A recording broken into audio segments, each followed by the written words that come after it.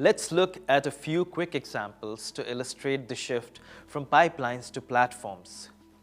Apple and Google provide one of the best examples of this shift from pipelines to platforms. The traditional handset industry, dominated by companies like Nokia and BlackBerry, used to work like a pipeline. These companies would source applications, embed them into handsets, and distribute a portfolio of these handsets in the market. Application developers were dependent on a few handset manufacturers to take their application to the market, and as a result, they had very little bargaining power. Apple created a platform which allowed developers to create applications and launch directly to the market on Apple's App Store, where consumers would consume them. Consumers could now customize their phone by downloading applications directly from the App Store. This enabled Apple to launch just one phone and compete with Nokia's entire product portfolio. Apple also improved the economics for developers by allowing them to take a 70% share in the app sales. This set a virtuous cycle in motion. The more applications available on the phone, the more valuable it was for consumers, which in turn attracted even more developers to the platform.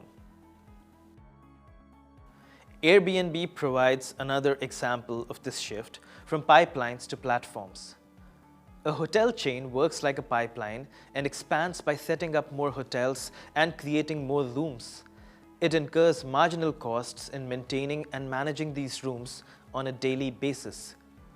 In contrast, Airbnb as a platform expands with near zero marginal costs. New rooms are added and maintained by external producers, and Airbnb doesn't incur additional costs associated with servicing these rooms. This sets a virtuous cycle in motion. The more accommodation options available on Airbnb, the more valuable it is for consumers, which in turn attracts even more hosts to join and set up listings.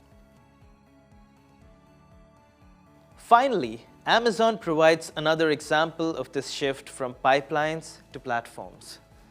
Traditional book publishers acted as gatekeepers who would determine what content would be accepted and what content would be rejected. Amazon allows authors to directly connect with consumers but prevents books from being hosted unless they fulfill certain criteria. The books that are hosted are given market exposure based on actual consumer ratings and actual data on purchases of these books. In this manner, Amazon replaces the traditional gatekeeper with a more scalable curation as a central platform. As these examples show, platforms increase consumer choice, as with the Apple App Store. They may reduce operational costs while scaling, as with Airbnb.